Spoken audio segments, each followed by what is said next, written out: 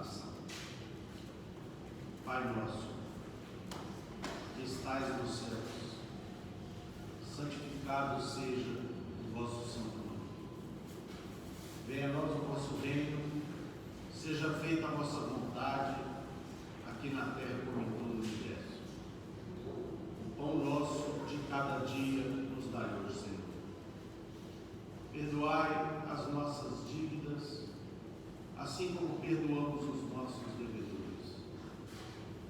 Não nos deixeis cair em novas faltas, livrai-nos de todo mal, pois que vossos são o reino, o poder, a majestade e a glória, para todo sempre, e assim seja. Senhor Jesus, abençoe os nossos estudos nessa noite, abençoe também todos os irmãos e irmãs que se encontram aqui presentes, bem como os nossos lares, os nossos familiares. Amparai ainda, Senhor, os que sofrem, os que padecem, e que a vossa misericórdia possa continuar recaindo sobre toda a humanidade. Que assim seja. Meus irmãos, nós temos hoje aqui para o nosso estudo o Evangelho segundo o Espiritismo, capítulo 3, item 8, Instruções dos Espíritos, mundos inferiores e mundos superiores. Esse item está no contexto evangélico que nos foi trazido pelo evangelista João, quando Jesus nos afirmou que há muitas moradas na casa do meu Pai. A qualificação de mundos inferiores e mundos superiores nada tem de absoluta, é antes muito relativo. Tal mundo é inferior ou superior com referência aos que lhe estão acima ou abaixo na escala progressiva. Tomada a Terra por termo de comparação, pode-se fazer ideia do estado de um mundo inferior, supondo seus habitantes na condição das raças selvagens ou das nações bárbaras, que ainda entre nós se encontram restos do estado primitivo do nosso planeta. Os mais atrasados são, de certo modo, rudimentares os seres que os habitam. Revestem a forma humana, mas sem nenhuma beleza. Seus instintos não têm a abrandá-los qualquer sentimento de delicadeza ou de benevolência, nem as noções do justo e do injusto. A força bruta é entre eles, nos mundos inferiores, a única lei. Carentes de indústria e de invenções, passam a vida na conquista de alimentos. Deus, entretanto, a nenhuma de suas criaturas abandona. No fundo das trevas da inteligência jaz latente a vaga intuição, mais ou menos desenvolvida, de um ente supremo. Esse instinto basta para torná-los superiores uns aos outros e para lhes preparar a ascensão a uma vida mais completa, porquanto eles não são seres degradados, mas crianças que estão a crescer. Entre os degraus inferiores e os mais elevados, inúmeros outros mundos há, e difícil é reconhecer-se nos espíritos puros, desmaterializados e resplandecentes de glória, os que foram esses seres primitivos. Do mesmo modo que no homem adulto se custa reconhecer o embrião. Conjugado com essa lição do Evangelho segundo o Espiritismo, nós temos a questão de número 56 do Livro dos Espíritos, em que Kardec faz a seguinte pergunta: é a mesma a constituição física dos diferentes globos? Resposta: não, de modo algum se assemelham. Ou seja, os planetas, os astros são diferentes, todos eles, uns dos outros. Muito bem, meus irmãos, nós temos hoje, para o nosso estudo, como nós vimos, esse capítulo que nos explica e nos esclarece não apenas a certeza da existência dos diversos mundos. A rigor, isso inclusive, embora tenha sido dito por Jesus há mais de 2000 anos atrás, isso inclusive, ou há 2000 anos atrás, aproximadamente, isso inclusive demonstra a capacidade do Cristo em antecipar para os habitantes do planeta, ainda primitivos naquele tempo, mas já mirando as futuras gerações que sucederiam nos séculos e séculos, passariam depois da vinda do Senhor,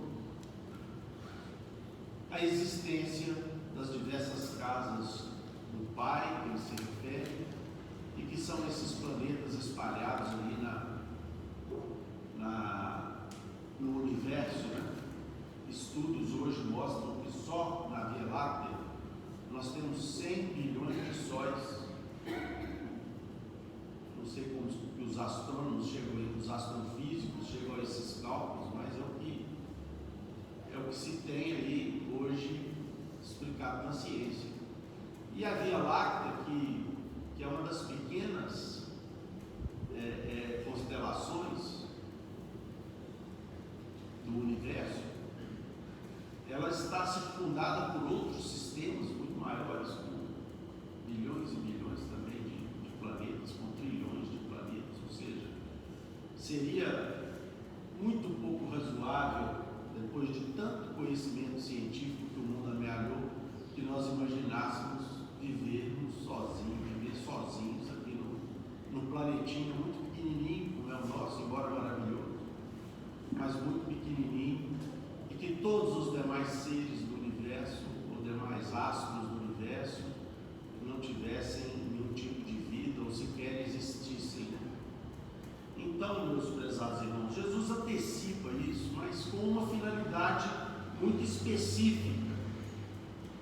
Ele quis nos mostrar que todos nós estamos suscetíveis, estamos envolvidos numa saga evolutiva que inicia nos estados mais primitivos da inteligência e que se desenvolve ao longo do tempo até chegar à inteligência elevada e à evolução também elevada. Isso haveria de ocorrer com o tempo e haveria de ocorrer com o passar das muitas vidas que nós, como humanidade, seríamos submetidos para que pudéssemos, a partir das experiências adquiridas numa determinada existência, nós regressarmos e depois voltarmos, e aquilo serve de alicerce para saltos mais altos no campo do conhecimento e no campo da evolução moral. Isso aconteceu com a nossa civilização humana. Isso está muito claro quando nós estudamos o progresso no nosso planeta desde o tempo de Jesus, apenas para citar o que ocorreu após a vinda do Cristo. Nós, então, podemos avaliar quanto a humanidade evoluiu, a história está aí para mostrar, e podemos, com isso, termos uma noção do quanto ela vai evoluir a partir de agora. Assim que a criatura humana conseguir afastar das suas conjecturas vamos dizer assim, os pensamentos e as atitudes do mais absoluto e grosseiro orgulho e egoísmo. Quando nós começarmos a ser mais fraternos, na nossa maioria, porque já temos uma comunidade de espíritos que chegaram às mesmas conclusões que as entidades elevadas que vieram aqui nos ensinar, dar sequência nos ensinamentos de Jesus nos mostraram, mas ainda são minoria. O mundo de expiação de provas que nós temos construído até então é um mundo onde prevalece ainda o mal, muito embora o bem já existe. E no momento em que nós conseguirmos afastar essas manifestações mais grosseiras das sensações, nós conseguiremos atingir outra dimensão do ponto de vista intelectual e do ponto de vista moral. A ciência, com a permissão de Deus, haverá de seguir para horizontes que nós sequer imaginamos, e com toda certeza o mundo se transformará numa velocidade muito maior do que até então ele levou para chegar ao ponto atual em que ele se encontra.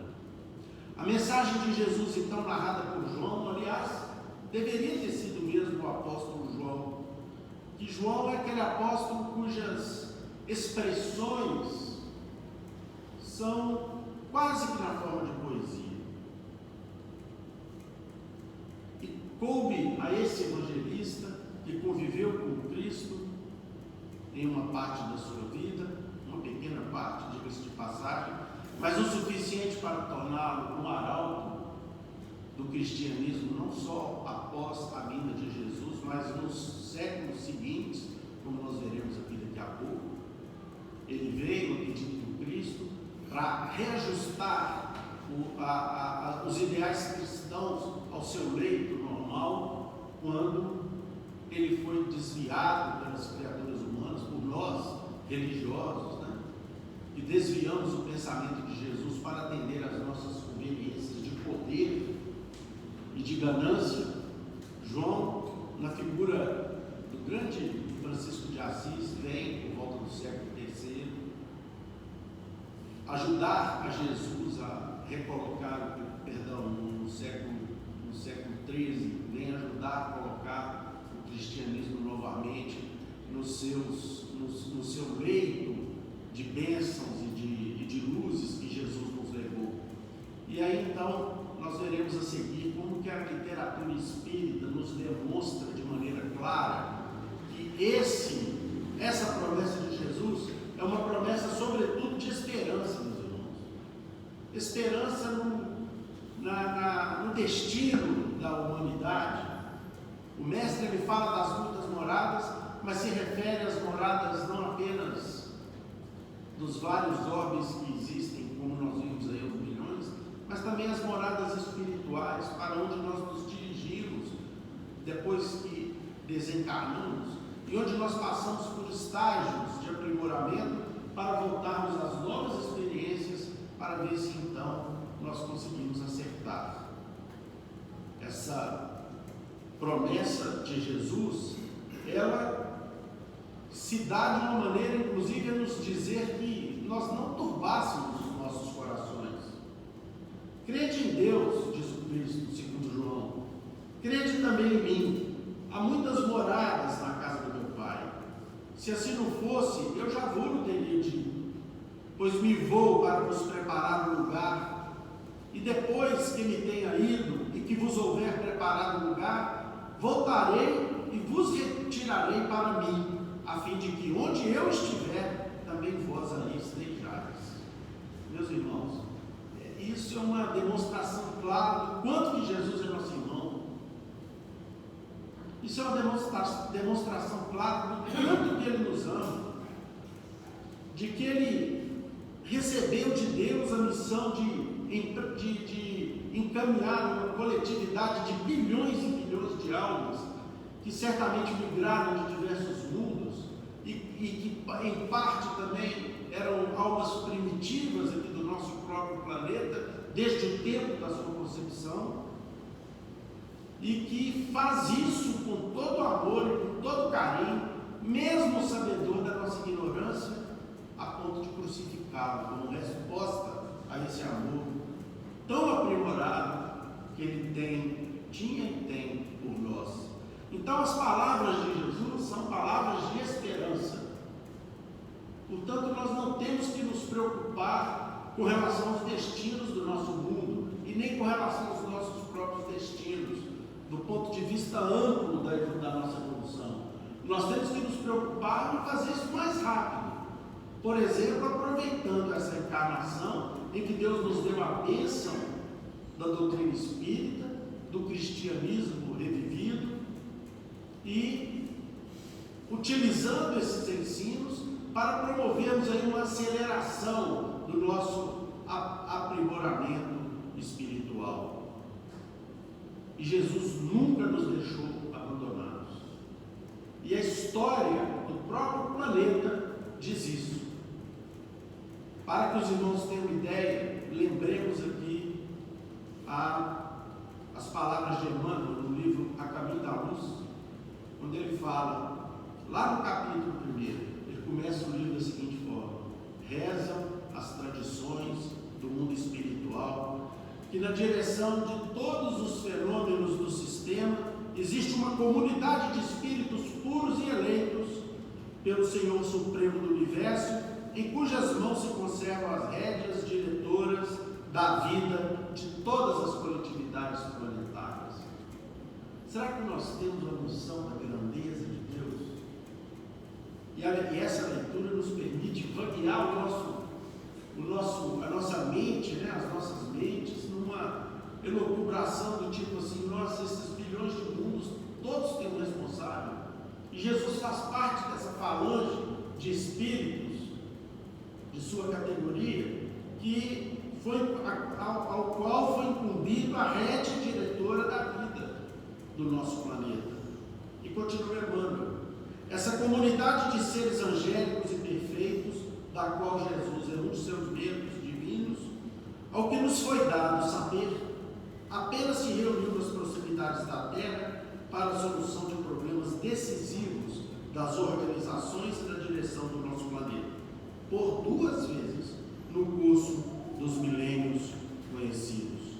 A primeira, quando o orbe terrestre se desprendia da nebulosa solar, a fim de que se lançassem no tempo e no espaço as balizas do nosso sistema cosmogônico, ou seja, as balizas que fariam com que o nosso mundo não apenas nascesse, mas que se desenvolvesse. E os pródromos, ou seja, o início da vida na matéria em ignição do planeta. E a segunda vez, esses espíritos se reuniram quando se decidia a vinda do Senhor à face da terra. Então, meus irmãos, a dimensão espiritual desses seres, nós não temos condição de medir, nem de avaliar. Então, Cristo vem até nós, e a vinda dele, que foi tão importante, que foi necessário uma reunião desse nível, a fim de que ele pudesse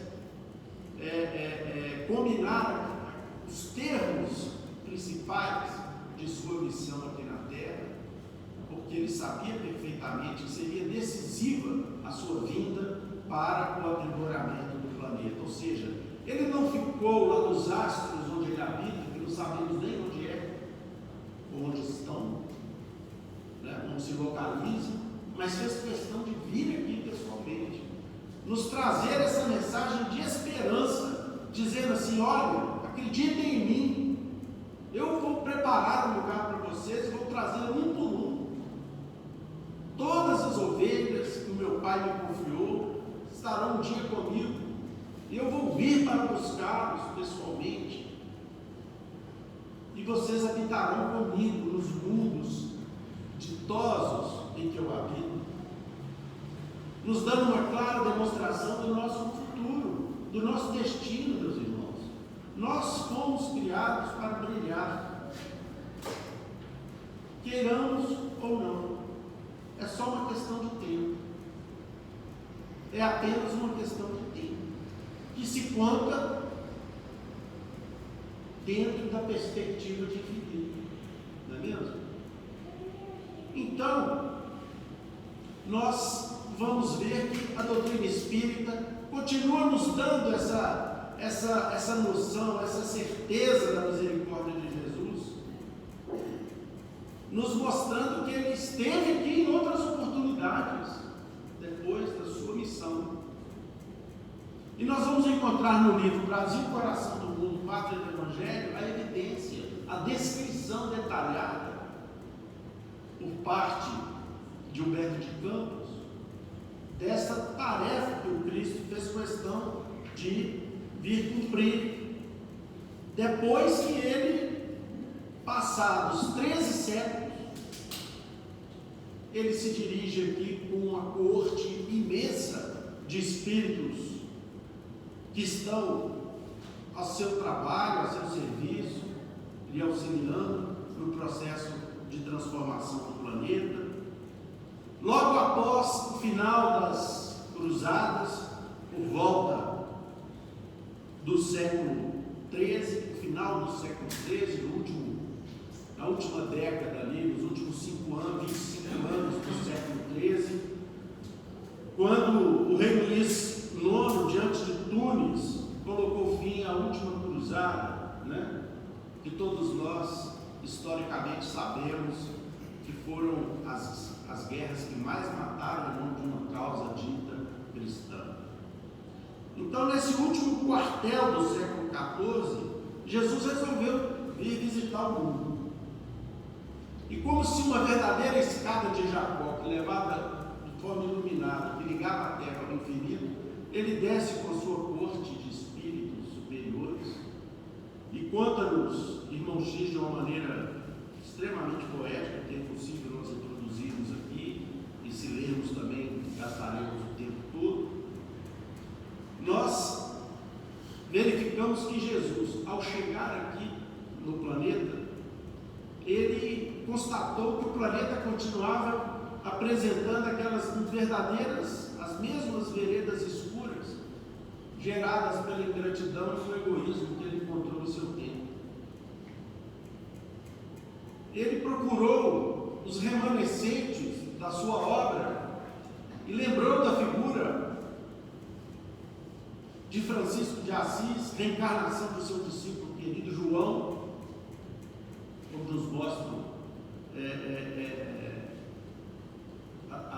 nos mostra a psicografia de Chico Xavier, e verifica que, apesar do trabalho magnífico realizado por Francisco de Assis, a sua igreja, o seu legado, continuava ainda distante demais dos objetivos que o Cristo tinha para o planeta. Foi então que ele se dirige a um encarregado seu de lhe auxiliar nos projetos de transformação do planeta, de nome Emil, e indaga a ele, e lhe demonstra o sofrimento e a tristeza em que ele se encontrava, ainda vendo a incompreensão por toda parte, ainda vendo as guerras, ainda presenciando as lutas fratricidas entre irmãos, né? E ainda presenciando o egoísmo como um polvo de inúmeros tentáculos a absorver as possibilidades de progresso e de evolução do planeta.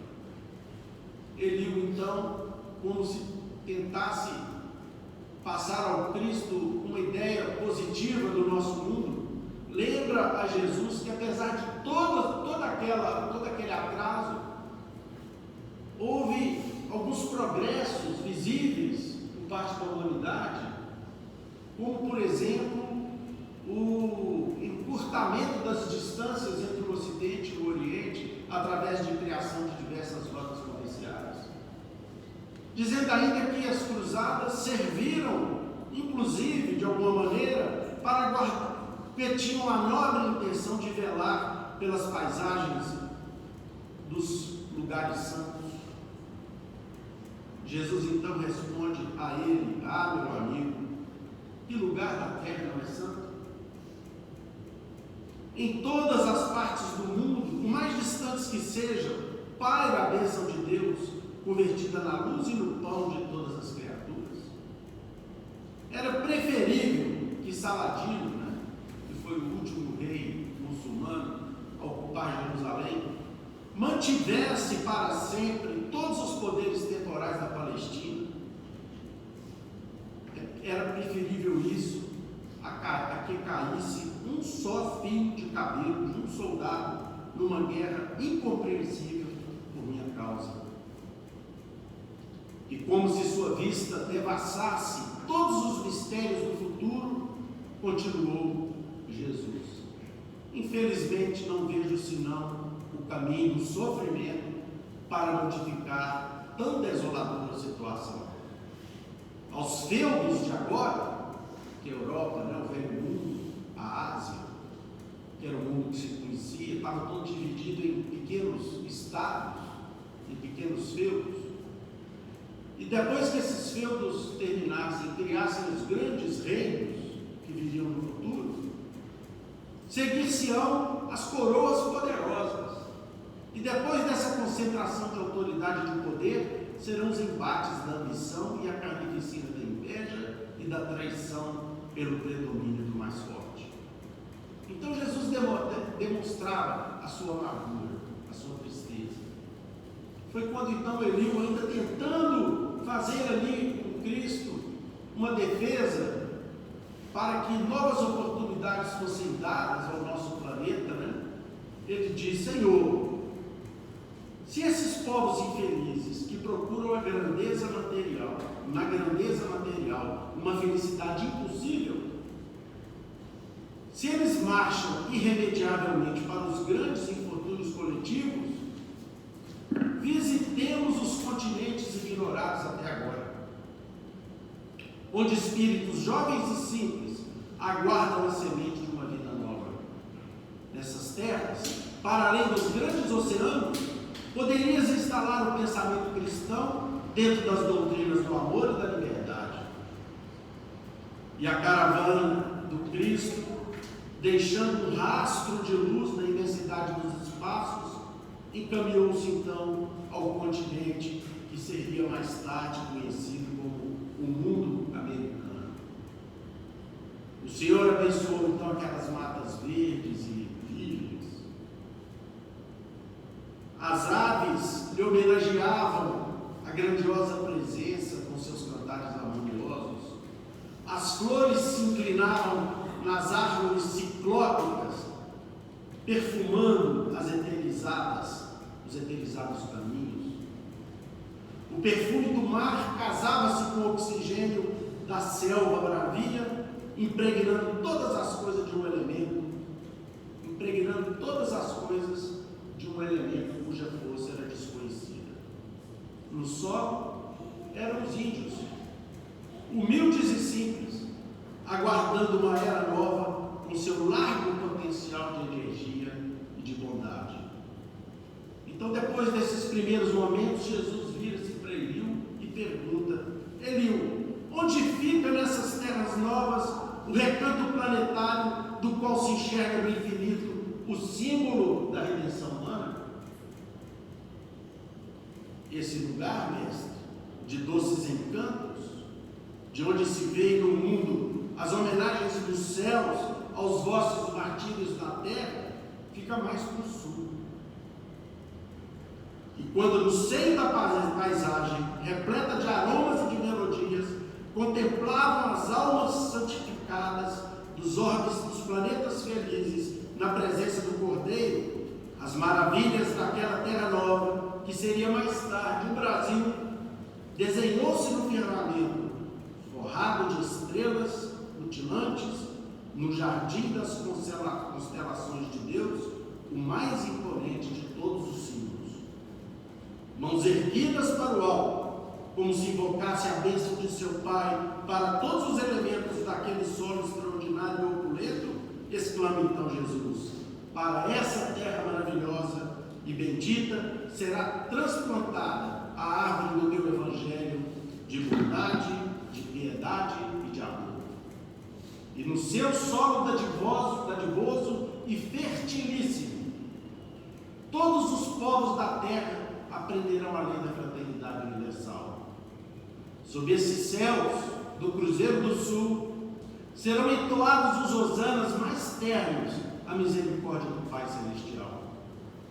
Tu, Eliú, encarnarás na terra, no seio do povo mais nobre e mais trabalhador do Ocidente e, como nós sabemos mais tarde, na condição do infante Dom Henrique, organiza as primeiras expedições náuticas de Portugal, um país peninsular minúsculo, que se transforma na maior potência daquele tempo, descobrindo e ocupando as Américas, né? Para que mais tarde as determinações do Cristo pudessem ser atendidas. Então, meus prezados irmãos, nós estamos vendo que Jesus, na prática, continuou amparando o nosso planeta, continuou abençoando o nosso mundo, continuou nos dando outras oportunidades para que nós pudéssemos, todos nós que somos egressos de todos os continentes do planeta, portanto, somos herdeiros daquilo que de ruim nós fizemos no passado e estamos agora aqui na condição de espíritas cristãos, tendo a oportunidade única de auxiliar Jesus no projeto de transformação e de regeneração do nosso mundo. Há muitas moradas na casa do meu Pai, como prometeu Jesus. E Kardec nos concita o seguinte raciocínio: se nós imaginarmos Deus em todos os lugares do universo, com toda a sua criação, com esses bilhões de estrelas que nós nos referimos apenas na nossa Via Láctea, é lógico que a vida ali há de pulsar. E aí nós perguntamos, e essa foi uma pergunta que foi feita ao espírito de Aulus, lá no livro dos Domínios da Mediunidade, e ele responde: qual a religião das galáxias? Qual a religião desses mundos que nós demoramos milhões de anos-luz para chegarmos até eles e que já são vastamente conhecidos da astrofísica terrestre, da astronomia terrestre? Qual a religião que se professa ali? E os espíritos responderam. Aulus respondeu lá no capítulo 1 do livro Nos Domínios da Mediunidade, dizendo o seguinte: a religião que se professa desses planetas, desses orbes, é a religião, abre aspas, religião cósmica do amor e da sabedoria. Essa é a religião. Nós estamos aqui ainda nos debatendo para tentarmos convencer as pessoas de que a religião há, nós espíritas não, felizmente, porque o nosso grande símbolo que nos distingue, ou que deveria nos distinguir, é o fora da caridade não há salvação, como Kardec fez questão de dizer.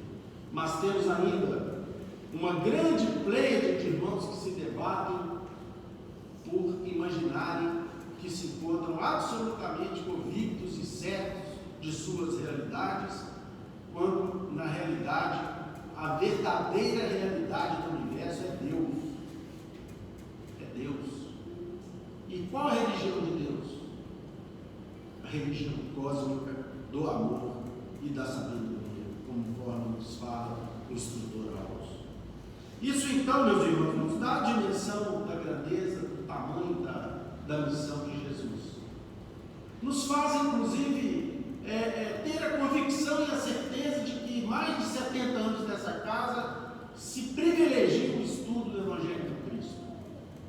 Quando nós lemos e começamos a aprofundar nos ensinamentos aqui do Evangelho, vamos para as obras codificadas por Chico Xavier, as obras recebidas por Chico Xavier, nós então temos a convicção absoluta que esse é o caminho.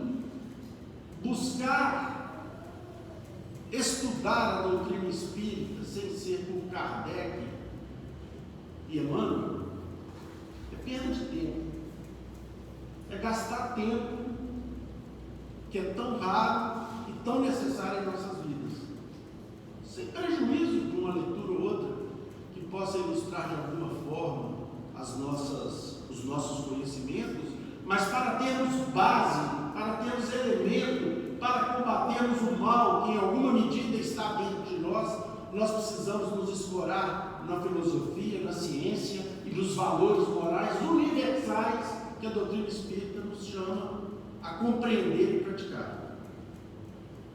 Jesus não veio aqui na Terra, num planeta pequeno, e acredito que não seja esse, pela grandeza do Cristo, o único orbe que ele controla, porque a sua dimensão é muito grande, a sua dimensão espiritual é imensa.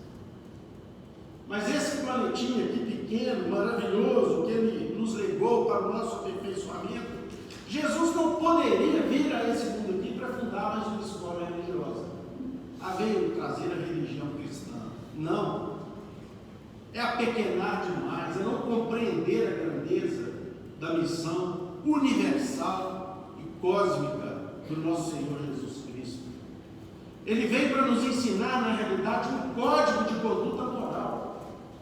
E esse código, se nós compreendermos e exemplificarmos, ele é a senha que nos habilitará a entrarmos em outros sistemas solares, em outras galáxias, em outros mundos, porque a religião que nós praticarmos aqui, uma vez convertidos por esse código, verdadeiramente convertidos, é a mesma religião dos mundos superiores, religião do amor, da sabedoria, ou seja, o misto de sentimento aprimorado e conhecimento superior, que se adquire de uma maneira mais rápida quando nós deixamos a nossa mesquinhez espiritual para trás, com absoluta preocupações com situações que nos prendem, que nos agrilhoam aqui no planeta, o apego excessivo aos bens materiais a ponto de matar por eles,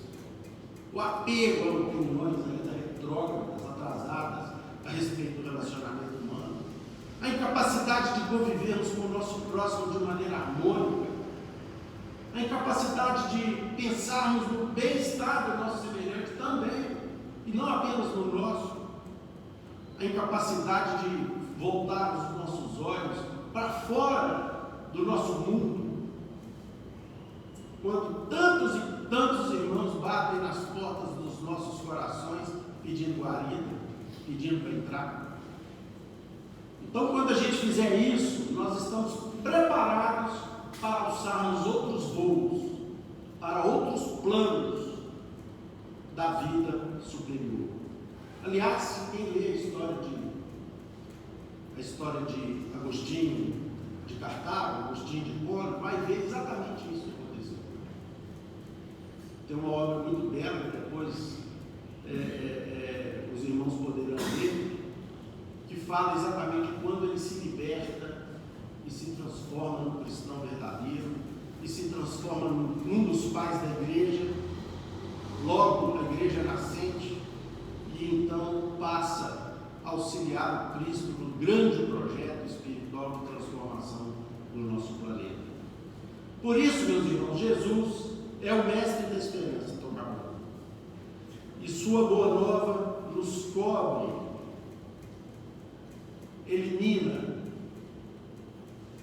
enfraquece as nossas tristezas, as nossas decepções com esse manto da esperança. Nós passamos a ver um mundo diferente, nós passamos a compreender todos,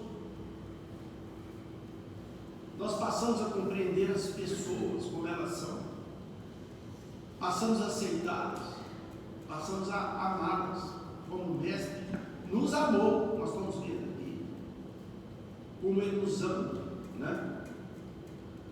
A esperança de seguirmos as lições do seu Evangelho, sobretudo amando o nosso próximo. Esse é o grande desafio que nós temos, amar o nosso próximo. Dizem que é na família que nós ganhamos o jogo, né? A gente às vezes ouve essa expressão muito verdadeira. Na família nós ganhamos o jogo reencarnatório, mas ganhamos o jogo reencarnatório. Mas é na família universal que nós sobrepairamos o jogo reencarnatório e passamos a enxergar o universo do horizonte, o horizonte do universo. Quando nós passamos a amar não apenas os nossos familiares, mas a grande família que o planeta nos deu. E o Evangelho de Jesus, como eu disse, repito agora, é a senha, meus irmãos. Não é outra coisa, é a senha para esse acesso aos mundos mais felizes do que o nosso. E terminando aqui, eu ia ler uma página do Livro da Esperança, mas não falei, o tempo já acabou, mas quando puder, leiam No Reino em Construção. É uma página de Emmanuel, diz o seguinte: olha, está todo mundo muito pessimista com os destinos das nações, com os destinos do país, com o destino dos jovens, com o destino dos velhos, está todo mundo muito preocupado. E aí ele começa a mostrar todas as situações maravilhosas que o mundo já estabeleceu. E nos mostra como que nós somos ainda tão pessimistas, quando, ao contrário, deveríamos ter a mesma esperança que Jesus insiste em ter para conosco ao longo desses 22 anos, desses 22 séculos, ou 20 séculos. E nós terminamos aqui a nossa preleção, dita aqui com alguma dificuldade, tem dias que a gente está com mais dificuldade que os outros, lembrando Padre Antônio Vieira, um clérigo nascido em 1608, desencarnado em 1697, um português que depois veio para as terras brasileiras auxiliar na ordem dos jesuítas do Brasil e na nossa pátria do Evangelho. Ele fala que a mais doce de todas as companheiras da alma é a esperança. Jesus nos abençoe. Meus irmãos, boa noite a todos. Que Jesus continue a amparar o nosso estudo dessa noite. Esse tema, nós demos início a ele na semana passada, na última terça. Talvez uma boa parte dos irmãos estava aqui presente, estivesse aqui presente, outros talvez estão chegando aqui hoje. E por isso, meus irmãos, a gente vai fazer aqui uma rápida referência, porque esse capítulo do Evangelho segundo o Espiritismo, Há Muitas Moradas na Casa de Meu Pai, ele tem uma única citação evangélica, que é do Evangelho de João, que foi lido há pouco, que é quando Jesus diz: não se turbe o vosso coração, ou seja, acalmem-se, tranquilizem-se, credes em Deus, crede também em mim. Há muitas moradas na casa de meu Pai. Se assim não fosse, eu já vou teria dito. Pois me vou para vos preparar o lugar. E então, meus irmãos, na semana passada a gente comentou, inclusive, o contexto dessa afirmativa de Jesus, que foi quando o Cristo se encontrava lá na despedida dos discípulos, lá na Santa Ceia, naquele último encontro dele, no qual ele conversava ainda tranquilamente junto aos seus apóstolos, e tudo aquilo que ele falava tinha uma expressão, uma força, um significado maior. E, portanto, Jesus quis, tal como a gente viu até na semana passada e vê novamente hoje, o Cristo quis deixar para a gente uma chama muito forte de esperança. E é por isso, meus irmãos, que a doutrina espírita vem a partir de uma afirmativa de Jesus, pouco compreendida ainda no meio cristão.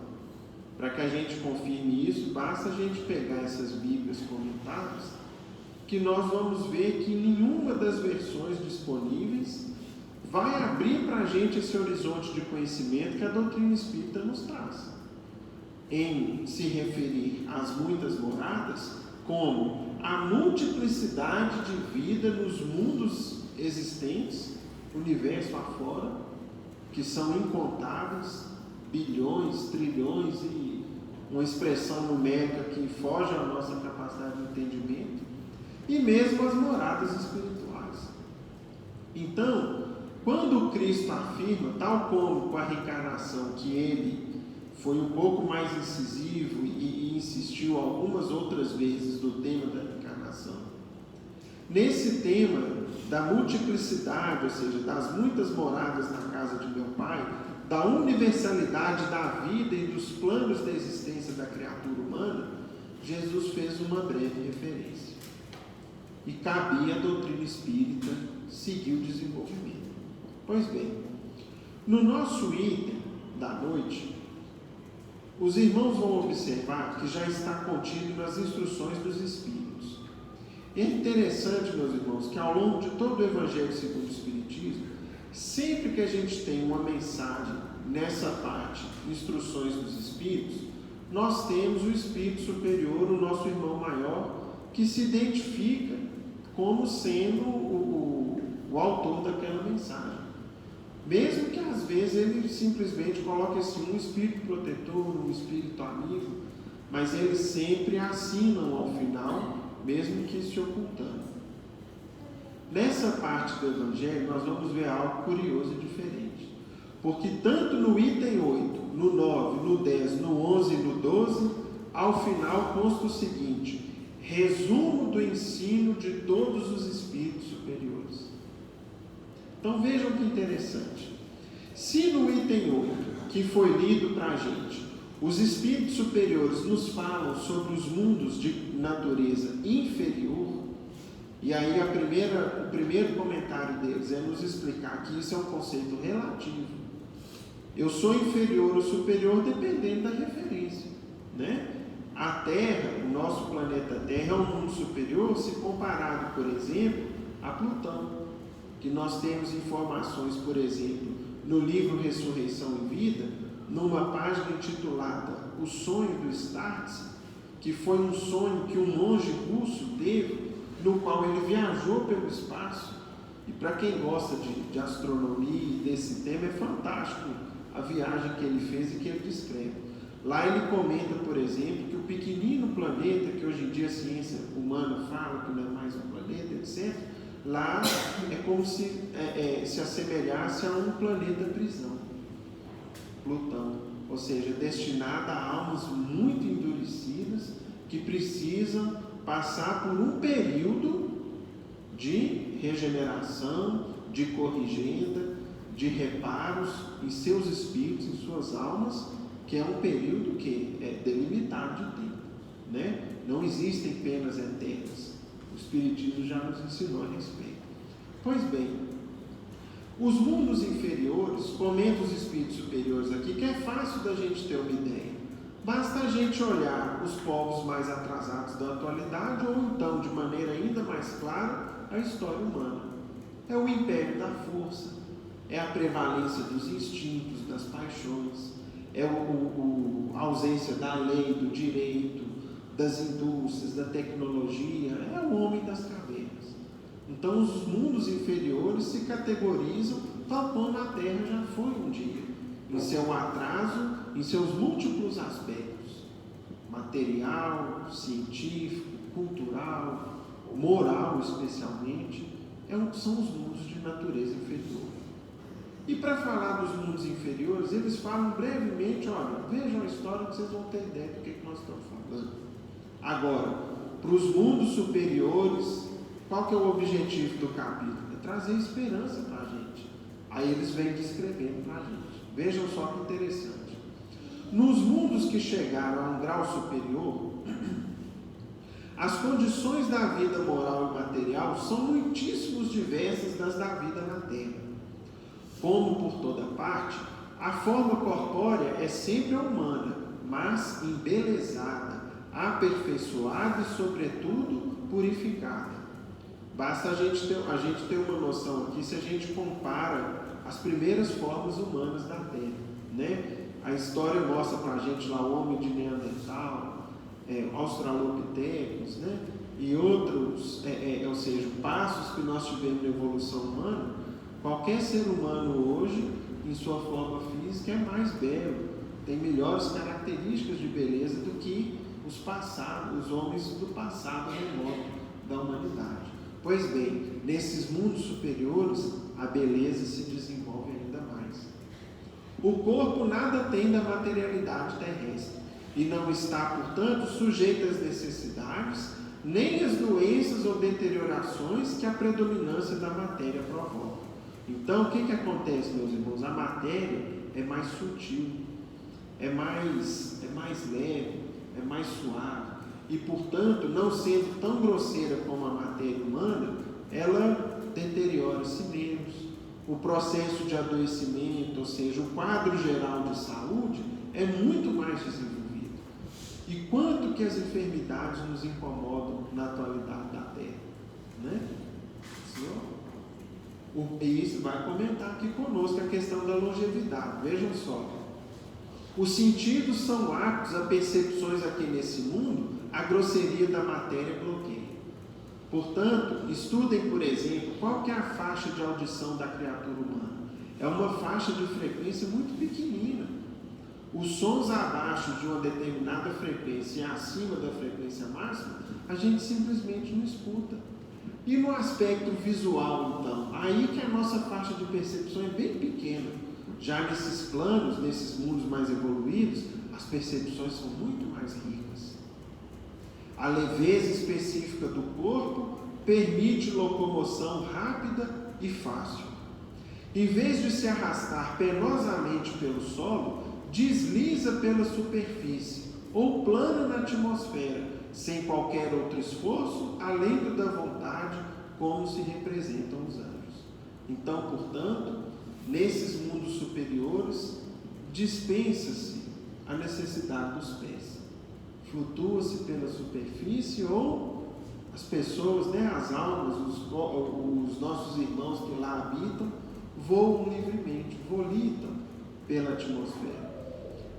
Há alguns anos atrás, eu me lembro de uma das minhas filhas, a Helena, está até ali, falou comigo um dia que o sonho dela era voar, coisa de criança. E nesses mundos é uma realidade. Ou seja, à medida que a alma evolui, que a alma se aprimora, nesses mundos mais evoluídos, isso é algo natural. Imaginem que beleza seria para nós, né? Então vamos adiante, continue eles descrevendo para nós. A pouca resistência que a matéria oferece a espíritos já muito adiantados torna rápido o desenvolvimento dos corpos e curta ou quase nula a infância. Então a infância passa rapidinho. O processo do início ali da reencarnação até chegar-se à plenitude da vida adulta é muito mais rápido do que na Terra. Isenta de cuidados e angústias, a vida é proporcionalmente muito mais longa que na Terra. E se a gente for ver, meus irmãos, como que a evolução já vai nos tocando, a longevidade no planeta já mudou muito ou não? Bastante. Pega a expectativa de vida aí no início do século XX e a expectativa de vida um século depois. Agora, no início do século XXI. A humanidade ganhou aí, em média, 20, 30 anos a mais de vida na Terra. E, portanto, a longevidade nesses planos mais evoluídos é ainda maior.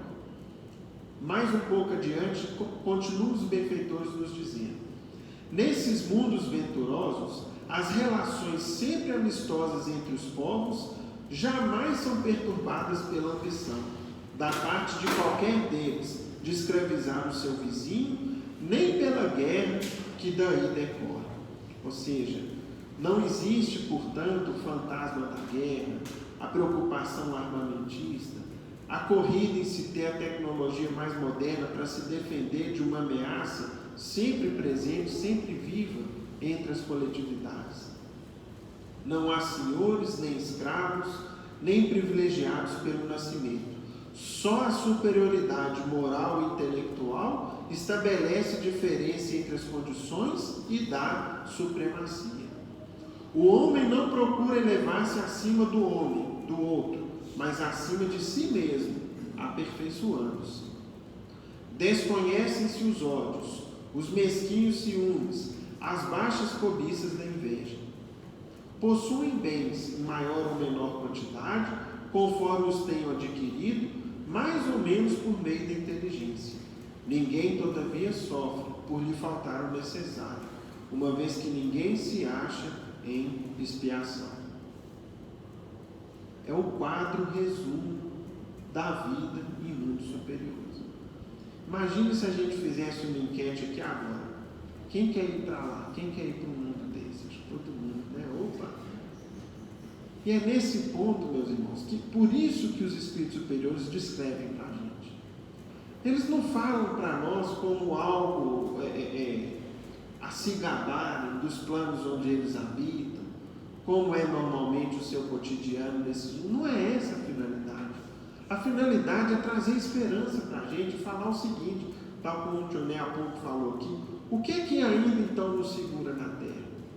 Por que a gente ainda não habita um plano como esse, que é algo anseio de todos nós? Quem de nós gostaria de chegar em casa e não preocupar se a porta ficou trancada ou não?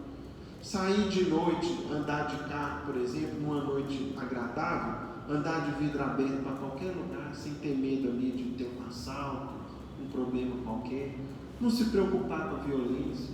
Não se preocupar em o filho sair e o pai não dormir de madrugada até que o filho chegue. Graças a Deus você chegou, meu filho, porque receoso de que lhe acontecesse alguma coisa.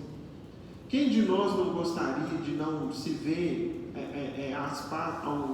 convivendo, por exemplo, com a miséria, com a penúria material? Todos nós. E por que a gente ainda não está em situações como essa? Porque a gente ainda não consegue perdoar. Porque a gente ainda é muito egoísta, muitas vezes. Porque o nosso orgulho ainda fala muito alto.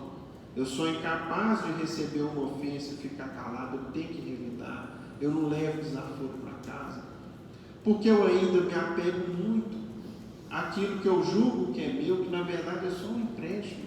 Mesmo que tenha sido adquirido por meio do trabalho, é um empréstimo provisório de Deus. Daqui a pouco você vai ter que se livrar daquilo. Então, meus irmãos, por essas e por outras dificuldades, pela falta de paciência, pela falta de ponderação, pela impulsividade que às vezes a gente tem, e por tantas outras dificuldades, que a gente ainda está aqui nessa escola, que é uma escola abençoada. Nós não podemos, a partir dessas descrições, maldizer desse planeta, que é uma maravilha para nós no estágio em que a gente se encontra. Tanto é que Jesus sempre nos ensinou a ver o lado bom de tudo e de todos. Quantas pessoas boas existem à nossa volta? E se elas não são perfeitas, mas muitas têm qualidades admiráveis, que a gente ainda não tem. E às vezes a gente fixa no que a pessoa tem de ruim, no defeito que ela ainda tem, numa cara amarrada que ela fez para a gente em determinado dia, e deixamos às vezes de lado tanta coisa boa que está aí à nossa volta. Pois bem, meus irmãos, na semana passada nós fizemos a leitura de alguns trechos do livro da mãe do Chico, Maria João de Deus. E vejam que interessante, nós temos 3 obras de épocas próximas da literatura espírita que abordaram esse tema para a gente sobre as múltiplas moradas na criação divina. Justamente na década de 30 do século passado, portanto, há praticamente 90 anos atrás, nós vamos ter as descrições de Maria João de Deus no livro Cartas de uma Morta, 1935. Nós vamos ter uma obra de autoria de Emmanuel, e que leva o nome dele também, Emmanuel, que é um conjunto de dissertações filosóficas, cujo prefácio é interessantíssimo. Nós vamos tentar fazer a leitura, década de 30, e nós vamos ter também uma das primeiras obras de irmão X, ainda escrevendo e se identificando como Humberto de Campos, intitulado Novas Mensagens. Em uma das lições, o título é justamente o quê? Marte. Conta de uma visita que ele fez ao nosso planeta vizinho aqui do Sistema Solar, vizinho que na verdade está, conforme até tomei nota aqui para comentar com os irmãos, está a cerca de 60 milhões de quilômetros da Terra, né? Mas é um dos nossos vizinhos mais próximos. Pois bem, no livro Cartas de uma Morta, vejam as considerações de Maria João de Deus, onde ela vai comentar conosco o seguinte. É um capítulo intitulado O Planeta Marte. Ela diz assim para a gente: meus amigos, é com permissão dos nossos guias dos planos superiores que desejo prosseguir nessa noite as minhas narrativas de além-túmulo. Não está em nós a presunção de resolver incógnitas científicas. Isso aqui é muito interessante. O Espiritismo não vem com a proposta de colocar a ciência de lado. Pelo contrário, a doutrina espírita aguarda o progresso da ciência para que muito do que ela traz e diz seja confirmado depois pela ciência. e nem derrogar os decretos do Altíssimo, ou seja, nem passar por cima das leis divinas, que do lado de cá nos merece a mais sublime de todas as venerações. Escreva essas impressões somente objetivando a consolação dos que sofrem, visando a amplitude das esperanças dos que compreendem, a fim de que aguardem, confiantes na bondade de Deus, o prêmio compensador da vida em outras paragens mais felizes, onde a alegria não se extingue, como na terra, e a paz é uma vibração permanente do pensamento de todas as criaturas. Aqui tenho aprendido que há mundos de todas as espécies, diversificados em sua natureza, como essência dos sentimentos das almas. Mundos de dor, de ventura, de aprendizado, de luta, de regeneração. Todas essas distantes pátrias que os vossos telescópios focalizam dentro da noite imensa não poderiam estar vazias e abandonadas. Isso é uma dedução lógica, meus irmãos, cada vez mais. Será que essa imensidade da criação divina é só para alegrar os nossos olhos nas noites de céu claro? Não se compreende uma cidade edificada, rica de monumentos e obras, sem habitantes e sem vida. Os planetas que rolam no infinito constituem a família universal por excelência. Cada um deles comporta uma humanidade, irmã de todas as outras que vibram na imensidade. É toda a vaidade do homem terreno afirmar-se a única criatura pensante do universo. Mesmo porque a Terra é um dos planos mais obscuros e mais repletos de amargura para quantos já experimentaram algo das felicidades que a evolução do sentimento e do raciocínio pode trazer. Para as almas ascendradas no amor, a Terra é ainda o recanto do exílio e das sombras. Todavia, vós outros, os que estudais, tomados da disposição de conhecer a vida espiritual, em suas mais remotas e múltiplas modalidades, deveis guardar no coração o tesouro divino da esperança. Se na atualidade as dores vos assediam, sabeis que a vida não se circunscreve no âmbito mesquinho do orbe terráqueo. Patrimônio da criação e divindade de todas as coisas, é ela a vibração luminosa que se estende pelo infinito, dentro de sua grandeza e do seu sublime mistério. Então vejam, meus irmãos, por que será que essas obras, para trazerem esperança, nos dizendo sobre os outros mundos habitados, as moradas felizes, nos chegaram com tanta abundância em meados da década de 30 do século passado? Estávamos nas vésperas da Segunda Grande Guerra, onde muita dor seria vivida pela humanidade, cujos reflexos até hoje a gente sente. Por quê? Porque essas almas que provocaram, que plantaram mal, ainda estão aí na Terra, resgatando, muitas delas. A própria literatura espírita nos conta isso. Depois, quem quiser ver a respeito, pesquisem uma página de Irmão X, intitulada Talidomida. É só pesquisar no Google assim, Irmão X Talidomida, que os irmãos vão ver uma parte de alma, de espíritos que vieram em encarnações provacionais, resgatar parte dos erros cometidos nessa época, só para que a gente ilustre o que a gente está comentando. Continua Maria João de Deus, e aí a gente vai acabar a leitura para caminhar para o nosso encerramento. Mas eu vos prometi falar da minha excursão ao planeta que vos é vizinho, e vou me desviando em considerações doutrinárias e filosóficas, esquecendo o objetivo de minha visita. É para a vossa ciência uma afirmativa audaciosa, dizer-vos que pude ver o planeta Marte, identificando-me com seus elementos, a fim de conhecer de mais perto as suas belezas ignoradas.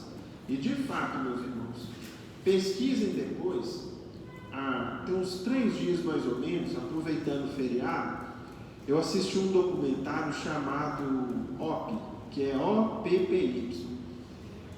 Acho que ele está presente numa dessas plataformas aí, desses documentários da internet, que mostra como que foi o envio e o trabalho de 2 robôs em forma de carrinho que a NASA mandou para o planeta Marte. Os nomes deles eram Spirit e Opportunity. E esses dias eu estava assistindo. E o que acontece? Os robôs foram enviados e o planejamento era de que eles sobrevivessem por 90 dias marcianos, coletando amostra de material científico, mandando imagens para a Terra, sons, etc. Acabou que, muito além da previsão dos cientistas, um dos robôs, que é o Opportunity, acabou, em vez de durar 90 dias, ele ficou por 15 anos funcionando no planeta Marte. E eles então fizeram um documentário mostrando como é que foi, como é que era o dia a dia.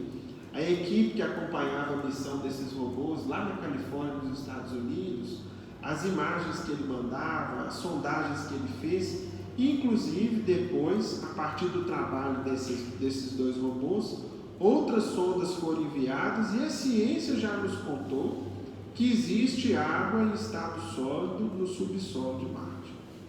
A água nossa aqui, né?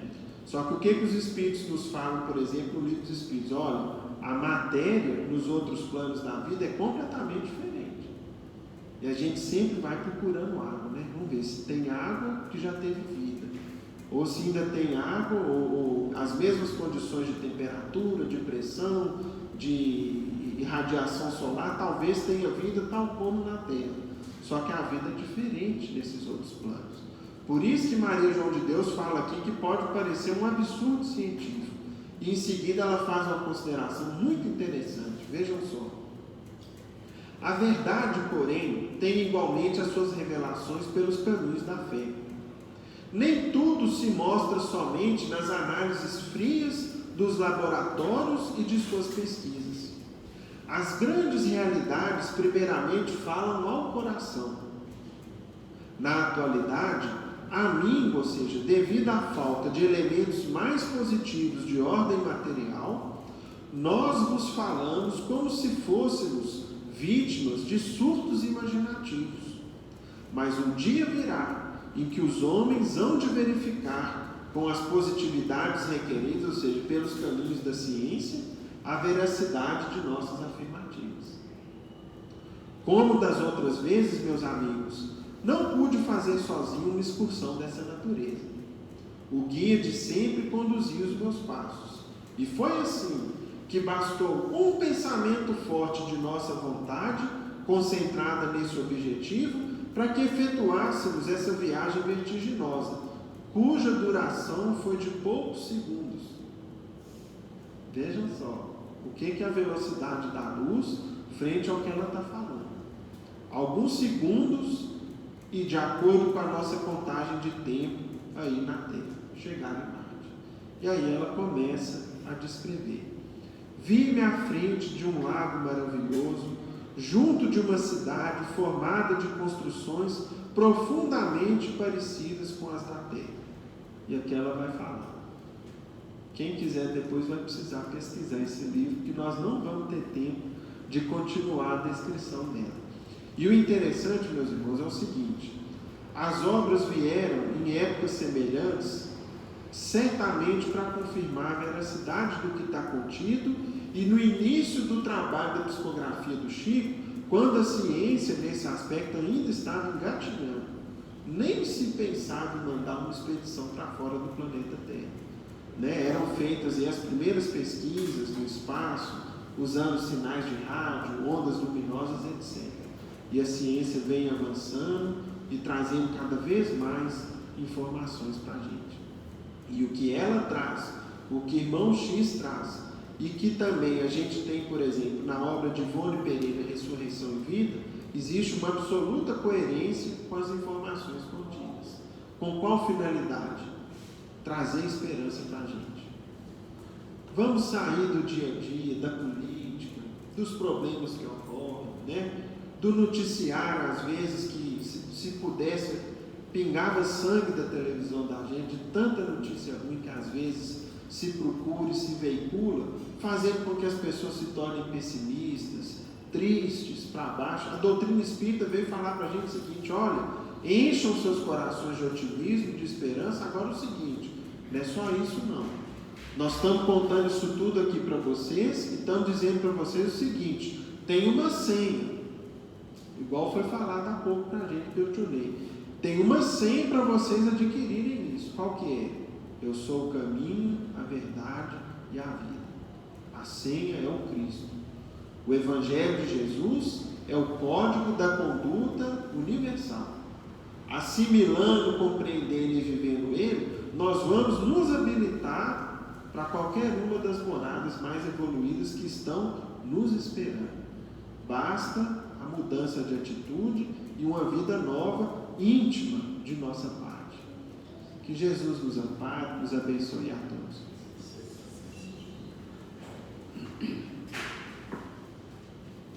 Meus irmãos, minhas irmãs, já dizia um famoso dramaturgo inglês, William Shakespeare, que existem mais coisas entre o céu e a terra do que reza a nossa vã filosofia.